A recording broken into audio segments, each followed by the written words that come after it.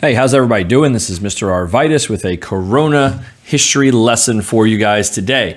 Today we're going to be talking about Joseph Stalin and the rise of the Soviet Union right before World War II. I think it's vital to actually understand this. To understand anything going on in the Second World War, you have to really understand how the dictators got in power. And Joseph Stalin, just like Adolf Hitler, just like Benito Mussolini, comes into power through some somewhat legal but somewhat non-legal means. And we'll kind of see that as we go forward. So the story kind of starts in Russia during the Russian Revolution, which is in 1917. And really the leader of the Russian Revolution isn't Stalin. Stalin is a no-name guy. He's from Georgia, not the state, the actual country, right? And Stalin is kind of like an enforcer for Vladimir Lenin. He does a lot of the dirty work for Lenin. He does kidnappings, interrogations, all the things that Lenin kind of needs to have happen for him to get into power. And that Russian Revolution, which is obviously very successful, it overthrows the monarchy. They murder the czars, right, and the family. And so Stalin is going to be in kind of like Lenin's inner circle. And as it progresses into 1920, 1921, Stalin continues to rise up the ranks as someone who can get things done. And that's really why Lenin likes him, is that Stalin is able to get things accomplished. Now, he is not the communist theorist, okay? That's going to be Leon Trotsky, who we'll talk about, and Lenin more so than Trotsky too. Stalin is simply like the brute. He is quiet. He doesn't talk very much in public. And a lot of people don't really kind of think that he's that intelligent, but really what he's doing is just kind of reading everybody in the room. And Stalin is going to be in charge of Lenin's secret police. He'll make sure he has files on everybody kind of going forward. And that secret police is going to be really what kind of pushes him into power anyway. Now, Lenin, as the Russian Revolution ends and Lenin takes control, right, 1921, 1922, he starts to have a series of health problems, including a couple of strokes. And actually, he has 3 strokes from 1922 to 1923. And those strokes are going to basically create Lenin or prevent him from actually running anything. And so Lenin begins to deteriorate in health. And as he deteriorates in health, there are 2 other guys, right? And that's Leon Trotsky and Joseph Stalin. Trotsky is a remarkable person in a lot of ways, right? This is the guy who is one of the brilliant minds of the revolution. He is the communist theorist. He also helped create the Red Army. He's a military leader, very, very popular. His beliefs in communism are marrow deep. They go all the way to the bone. Stalin he believes in communism. He has all that stuff, but seems more concerned about power. And they're both in the Politburo. But Stalin is going to kind of push his way forward using that secret police, using kind of some bribery and some various techniques that he has, some pressure mechanisms, if you will. When you have files on everybody, you can blackmail people for support. And Trotsky is going to kind of try to go against Stalin, but as he'll discover, everyone who goes against Stalin ends up dead. That's just the way Joseph Stalin is. Now, when Lenin does actually die in 1923, it is going to be Stalin who fills that void. Now, by the time Lenin had died, the Russians had done a whole bunch of things. One, they had started to collectivize farming, right? They had started to sort of industrialize a little bit more. They're kind of almost stuck in that first industrial revolution, not the second one that the rest of the world was in. And Stalin is going to really create a new industrial revolution for Russia. And that's one of the things that he's really big on, right? He's going to have these 5-year plans that he comes up with. And Trotsky, and some people argue that Trotsky actually comes up with a lot of these types of ideas where you focus in on industries for a set amount of time, you create benchmarks, and you produce. You relocate people from peasantries, from farms, into cities to work in steel mills, to work in oil refineries.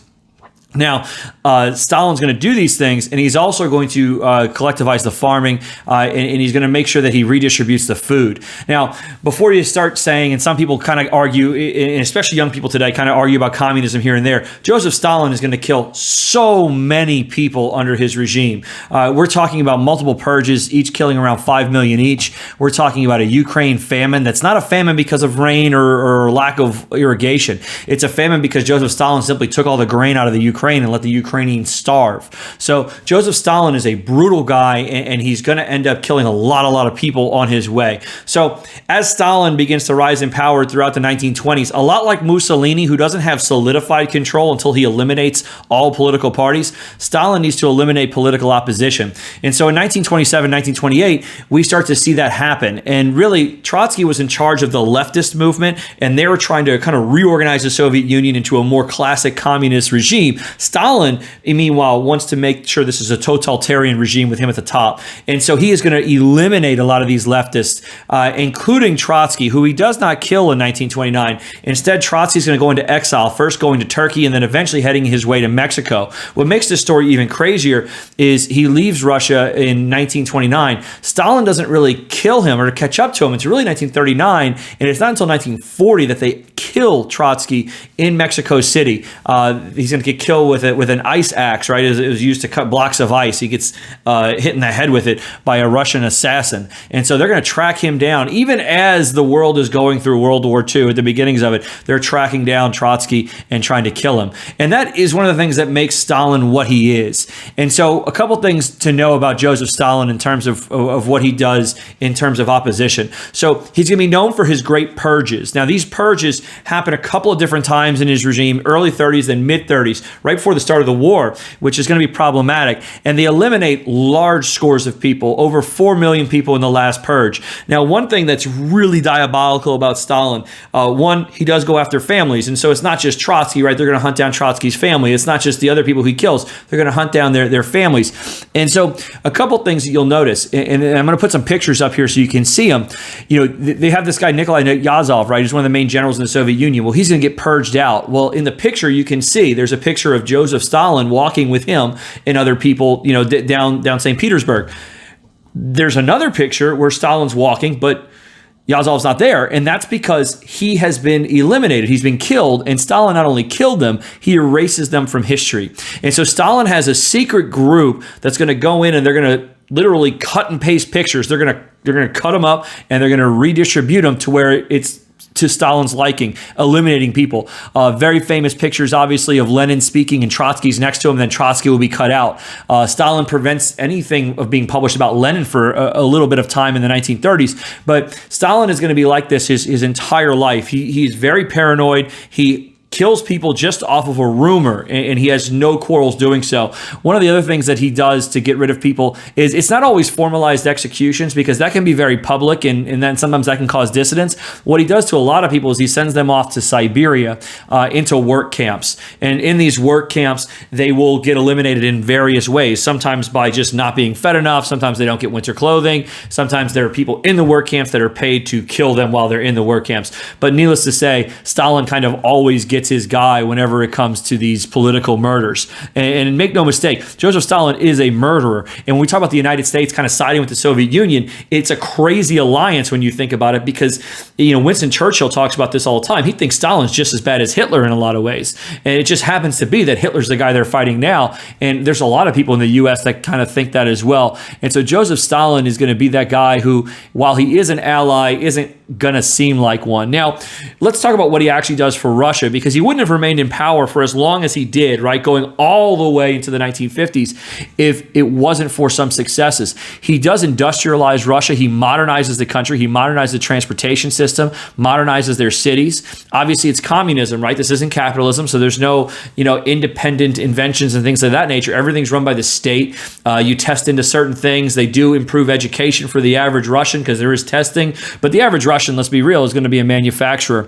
And Russia does improve its manufacturing, right? They were a non-factor when it came to steel production, and they become one of the largest steel producers in the world, one of the largest oil producers of the world. And we're going to see Russia expand under Stalin as well, right? We talked about them already owning the Ukraine, right? Getting into that Eastern Europe bubble, and eventually trying to get into that, the Scandinavia type region, okay? And so they're going to see them pushing north. They're going to see them pushing west. And so the Soviet Union is going to be expanding in power. Lenin was an advocate for creating communist revolutions everywhere. Stalin honestly didn't care. He wanted to just take over places, and that seems to be his MO going forward. So those are some things you kind of have to know. Now, the other part about him is the military. The Russian military is going to be severely revamped multiple times under Stalin.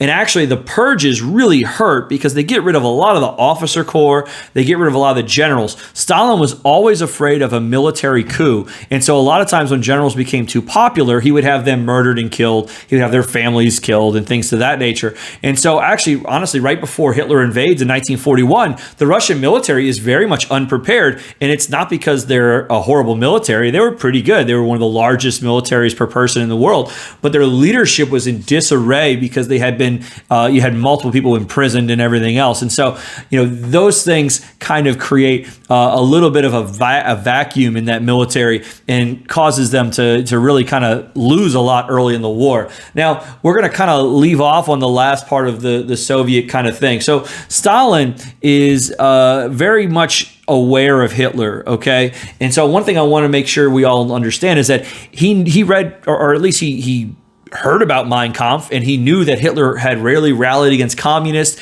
had said that the communists needed to be destroyed, in particular Russian communists needed to be destroyed. And so for Stalin, he looked at that Mein Kampf and he understood that eventually there's going to be a war with Hitler. But in 1939, Stalin didn't want a war with Germany because he's rebuilding his military. He's looking to more advantageous wars, possibly in the north, right? And so Stalin is trying to get out of this. Now, Hitler, in the same context, wants to invade Poland in 1939, but Hitler does not want the Russians to pour on in and fight for the Polish. And, he's more worried about the French. And so Hitler's kind of plan is the exact same plan that Hitler's had, or the Germans had in World War II, or World War I, which was that you could invade France first and then take care of Russia. And that's what Hitler tries to do in the Second World War. So long story short, they're going to sign a Nazi-Soviet non-aggression pact. And this is a hilarious agreement because honestly, it's signed with both sides pretty much knowing that someone's going to break this treaty. Stalin immediately is going to order a revamping and rebuilding of the military to counter what Germany has. And Germany as well is going to be preparing for a war with Russia.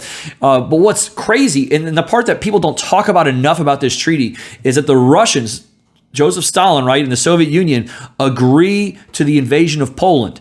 And so a lot of people, it's usually left out of history books for some reason, and I don't understand why, but they invade Poland 20 days after the Germans, right, or 23 days after the Germans. So they're going to invade about halfway through that little process, and it's going to cause some problems. It's going to cause some issues, eventually down the road, and they're going to split Poland up. And so the start of World War II, we often look at Hitler's aggression, but there's also Joseph Stalin in there expanding the Russian Empire. So just be aware when we talk about Russia and the United States siding, it's going to be kind of a weird alliance from the get-go. And we will be lending them money starting in 1941, or 42 really, after the invasion of Russia in July of 1941. So that's it for Russia. Hopefully you guys learned a little bit. And if you're in my class, you're going to have a little bit of assignment based off of this, but it's going to combine with that Japanese and with that Italian one. So until next time, Mr. Arvites says later.